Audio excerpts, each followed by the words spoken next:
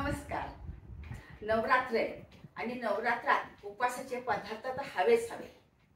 तर मग आता आपण उपासाचाच पदार्थ करणार आहे की जे सर्वांना आवडेल. कारण की उपास म्हटलं की तब्येतीची काळजी घ्यावीच लागतात आणि जे पदार्थ आपण बनवणार आहोत ते पौष्टिक पण पाहिजेत आणि पोटभरीचे पण पाहिजे.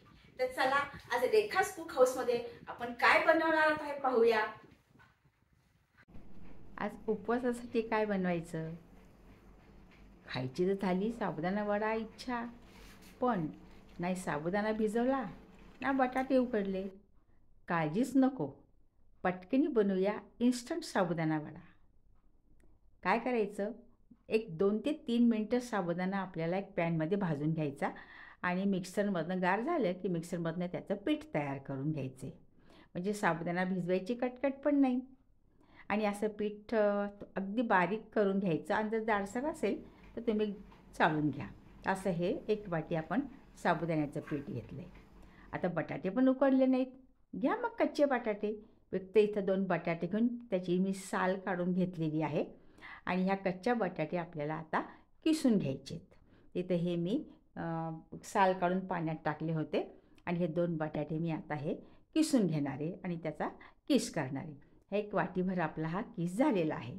आता त्याच्यात आपल्याला मिक्स साबुदाणा वडा करण्यासाठी काय काय लागणार साहित्य, तर बटाट्याचं किस, साबुदाणा चे पावडर, शेंगदाण्याचं कूट, हिरवी मिरची घेतलेली आहे आणि थोडंसं मी एक हिरवी मिरची वाटून पण घेतलेली आहे. शेंदा नमक आहे म्हणजे उपवासाचं मीठ आहे, कोथिंबीर आहे.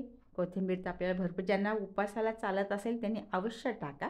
आणि जिरे पण तुम्हाला आवडत असेल तर टाका आणि चवीला साखर. तर हे सगळं सामान आता आपल्याला या बटाट्याच्या किसामध्ये मिक्स करायचे.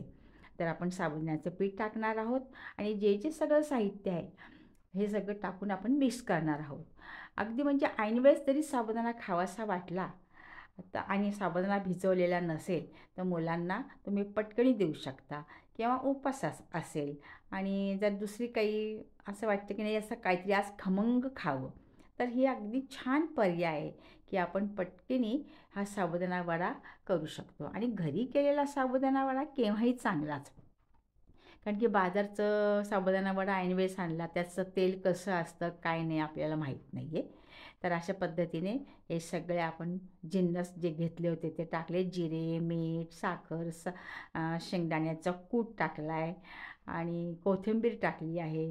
हे सगळं मिक्स करायचं आता आपल्याला. तर बघा, हे जिरे पण टाकले, थोडी चवीला साखर पण टाकली आणि भरपूर प्रमाणात ही कोथिंबीर जर साबुदाणा आपल्याला आवडत नसेल किंवा काही जणांना उपासासाठी चालत नाही तर तुम्ही ते स्किप करू शकता. आणि हे सगळं साहित्य आपल्याला मिक्स करून घ्यायचे. हा साबुदाणा वडा अतिशय कुरकुरीत होतो, अगदी छान, वरतून खुसखुशीत पण लागतो, कुरकुरीत पण होतो.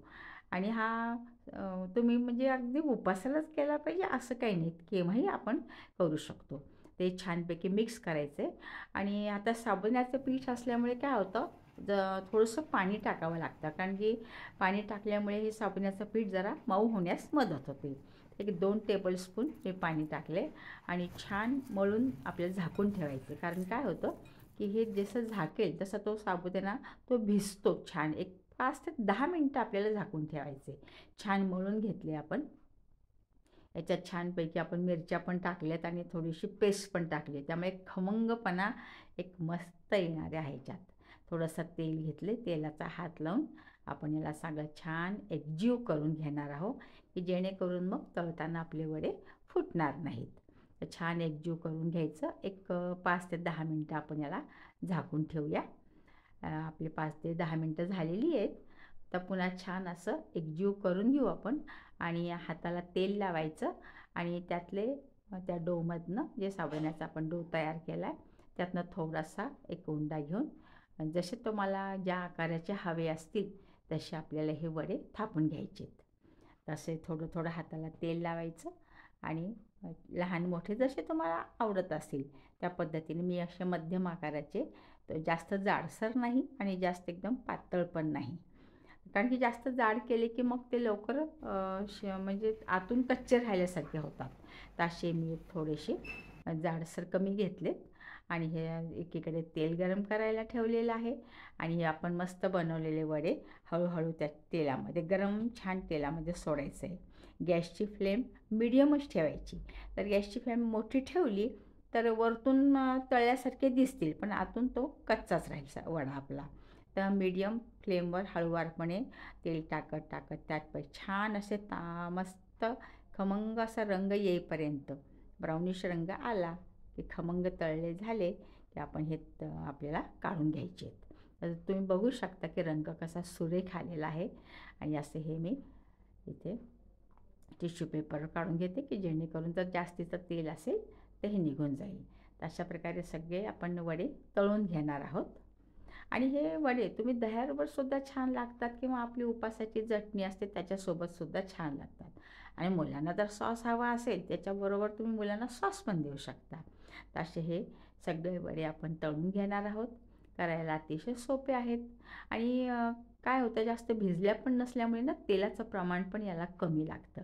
तर असे असते मस्त खमंग खुसखुशीत वडे तयार आहेत आणि ते अगदी थोड्या वेळात. असे हे इन्स्टंट साबुदाणा वडे तुम्ही पण करा आणि त्याचा आनंद घ्या आणि कमेंट द्यायला अजिबात विसरू नका. खूप खूप धन्यवाद.